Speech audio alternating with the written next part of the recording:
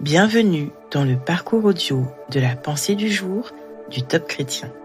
Nous vous invitons à vous installer confortablement et à prendre un temps de pause avec Dieu. Ne cherchez pas la bénédiction de Dieu, de David Nolan. Cherchez premièrement le royaume et la justice de Dieu, et toutes ces choses vous seront données par-dessus. Matthieu 6, verset 33. Je sais que mon titre est surprenant, mais ne vous inquiétez pas. Il n'y a aucun problème à rechercher la bénédiction de Dieu. Ce n'est pas le but de ma pensée. Plusieurs versets nous indiquent d'ailleurs que des personnages bibliques recherchaient la bénédiction de Dieu et l'ont trouvée. C'est le cas de Jacob, par exemple, qui a dit « Je ne te laisserai pas partir si tu ne me bénis pas ». Mais franchement, qu'est-ce qui touche le plus le cœur de Dieu ? Quand nous le cherchons lui seul ou quand nous cherchons sa bénédiction ? Comment réagissons-nous quand un de nos enfants vient passer du temps avec nous dans le but de nous soutirer un bonbon ou autre chose ? Bien sûr que nous bénissons nos enfants et que nous leur donnons souvent ce qu'ils demandent si cela est approprié, mais nous préférons tellement plus les fois où nos enfants viennent nous voir dans le seul but de passer du temps avec nous. Dieu nous a créés à son image. Certains l'utilisent malheureusement comme un Papa Noël qui répond à tous nos caprices, mais il est d'abord profondément relationnel. Mon invitation pour vous est ceci. Ne cherchez pas la bénédiction de Dieu le Père. Cherchez-le, lui seul.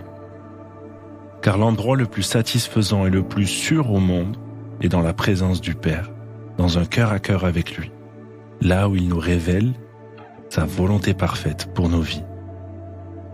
J'ai remarqué que les bénédictions sont un effet secondaire de notre intimité avec lui.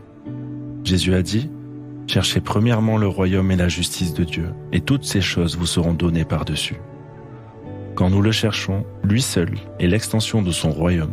Ma conviction est que Dieu est si touché par notre démarche qu'il nous donne toutes choses par-dessus, et qu'il pourvoira à tous nos besoins conformément à sa richesse, avec gloire en Jésus-Christ.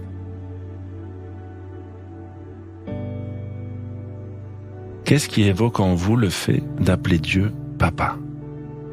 Prenez le temps d'écouter ce qu'il veut vous dire à ce sujet.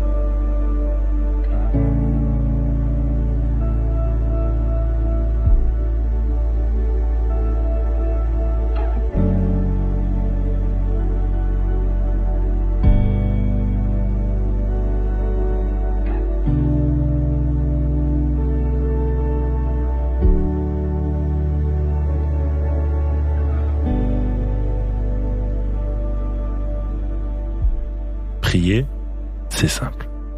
Parlez à Dieu comme vous le feriez avec votre ami le plus proche, car il vous aime et il peut tout entendre. Voici un exemple de prière. Père céleste, pardonne-moi pour toutes les fois où je suis venu vers toi juste pour te demander quelque chose. Je veux me rappeler que lorsque je te cherche, c'est toi que je dois chercher avant toute autre chose.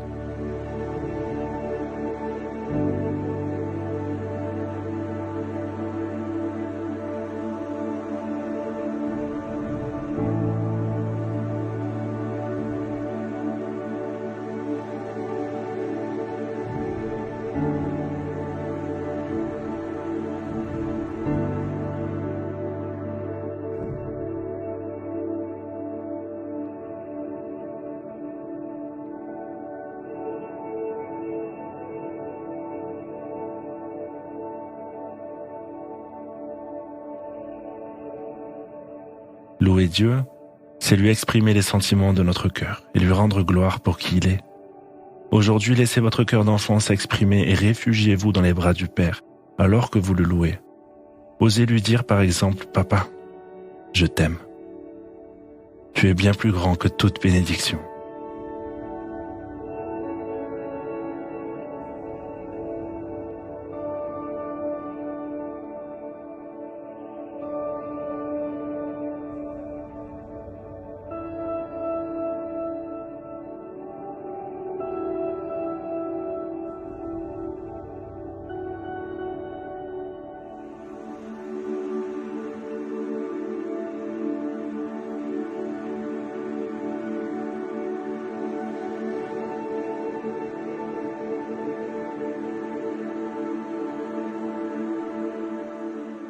Maintenant, allez un peu plus loin encore avec ce que vous avez reçu.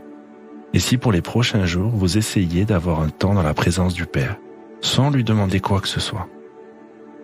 Offrez à Dieu un temps de qualité où vous le remerciez et l'élevez juste pour qui il est.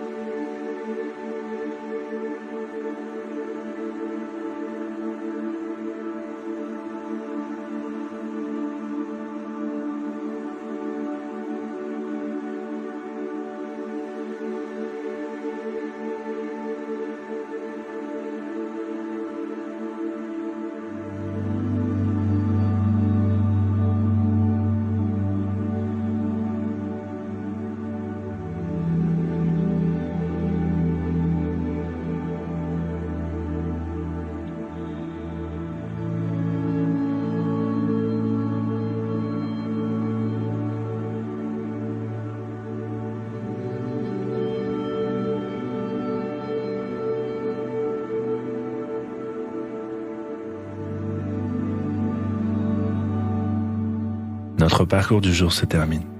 Prions ensemble afin d'honorer notre Dieu. Mon Père, tu es bien plus que celui qui me bénit. Tu m'as adopté, je suis à toi, je suis ton enfant. À toi soit le règne, la puissance et la gloire. Amen.